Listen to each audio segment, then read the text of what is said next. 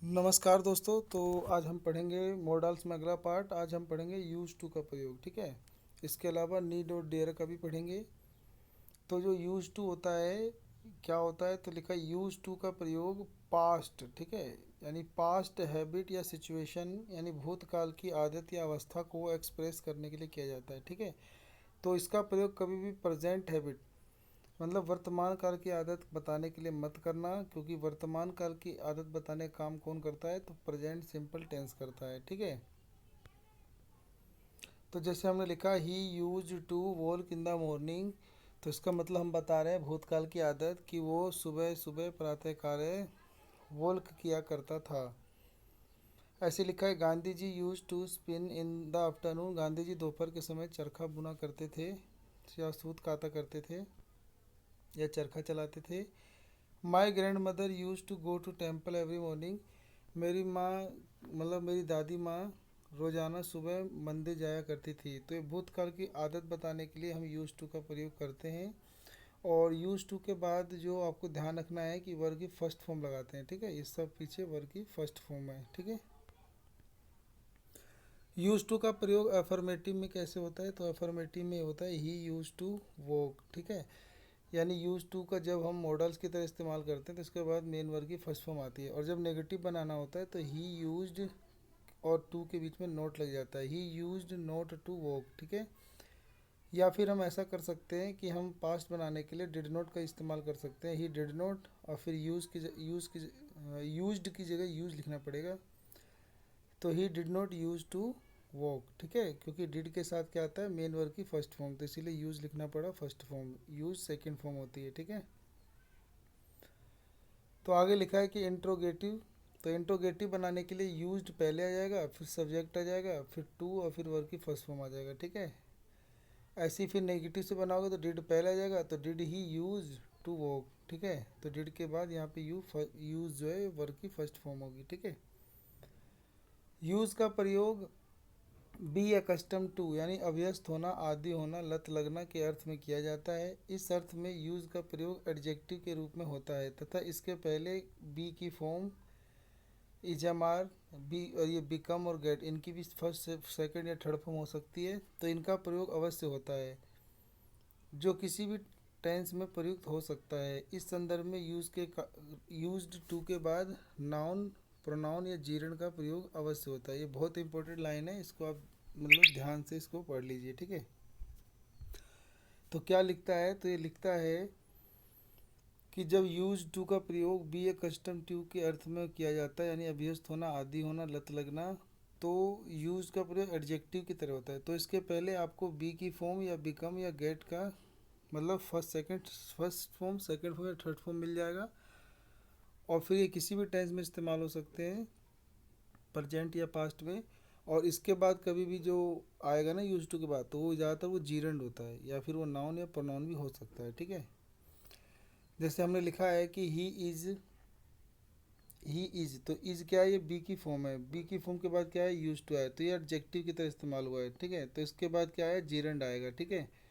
तो he use to drinking tea without any sugar in it.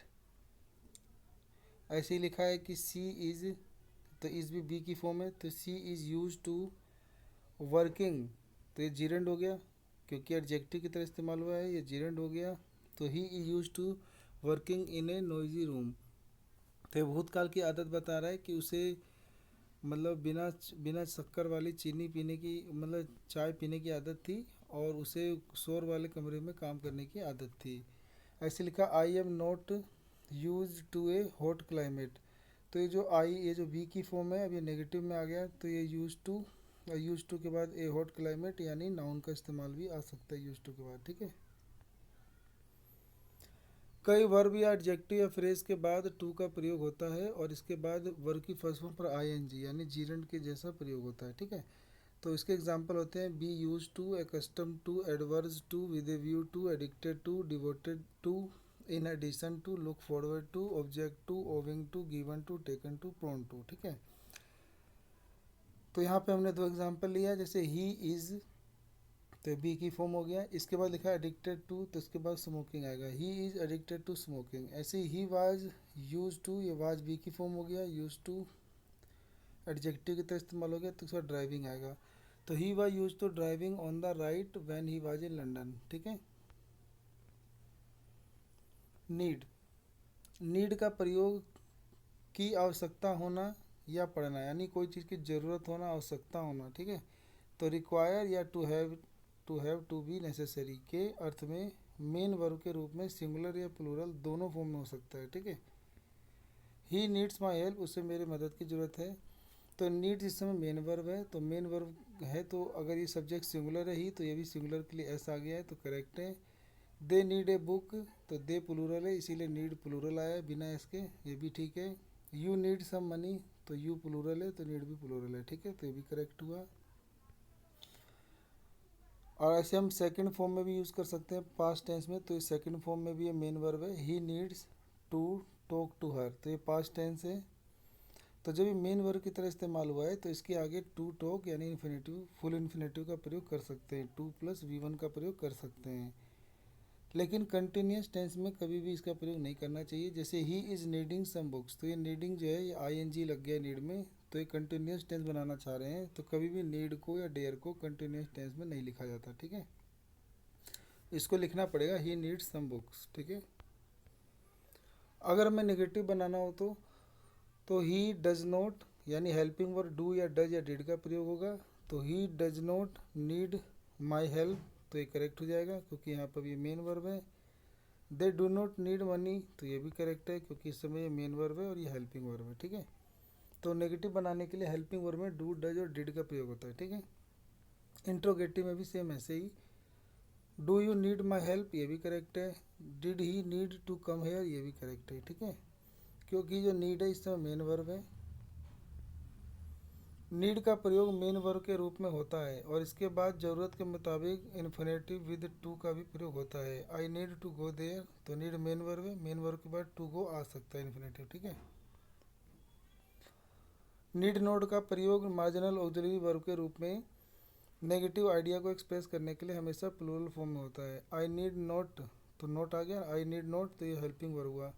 I need not go there, तो correct है क्योंकि जब negative sentence में यूज होता है नीड का, जब हेल्पिंग वर्ब की तरफ प्रयोग होता है और बाद में नेगेटिव में नोट आता है तो फिर आगे यहाँ पे वर्ब की फर्स्ट फॉर्म आएगा बेयर इन्फिनेटिव, ठीक है, यानी टू नहीं आएगा, सिर्फ वर्ब की फर्स्ट फॉर्म आएगा।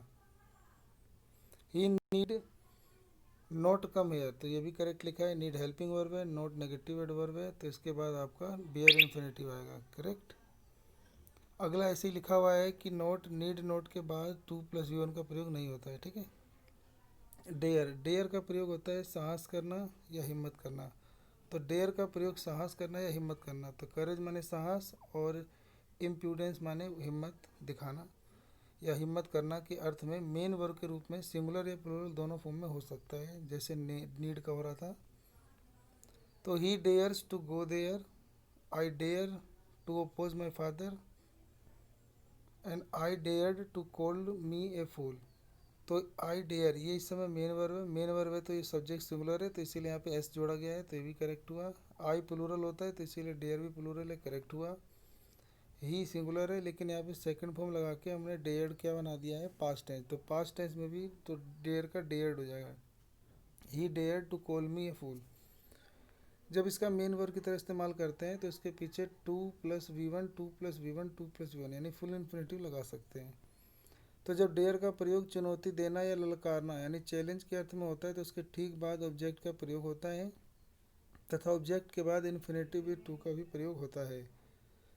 तो he dare me to get success, तो चुनौती की बात कर रहा है कि he dare me to get success.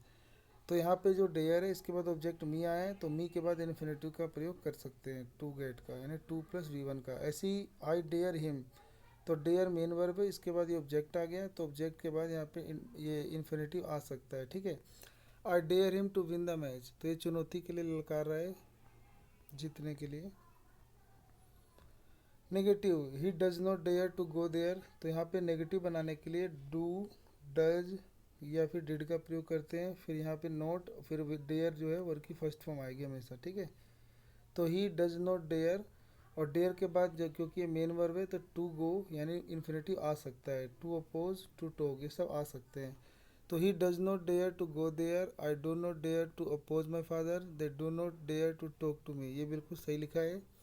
यानी जब हम मतलब डेयर का प्रयोग नेगेटिव फॉर्म में करते हैं तो हेल्पिंग वर्ब के या ऑक्सिलरी वर्ब के लिए डज, डू या डिड का प्रयोग करते हैं और इसके बाद इन्फिनेटिव का यूज़ करते हैं, यानी 2+V1 2+V1 2+V1। और वही अगर इंट्रोगेटिव सेंटेंस बनाना होता है तो वही ये डू डज या डिड आगे आ जाएगा और फिर डेयर के बाद इन्फिनेटिव आ जाएगा 2+V1 2+V1 2+V1।